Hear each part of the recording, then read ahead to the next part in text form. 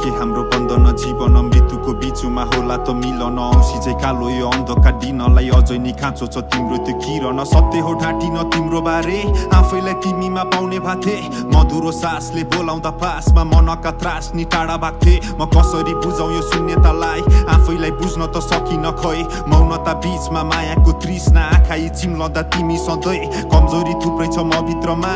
भित्र तिमी छौ तिमीमा म समर्पित शब्द यो प्रीतिको स्मृति परको कृति त्यो प्रकृतिमा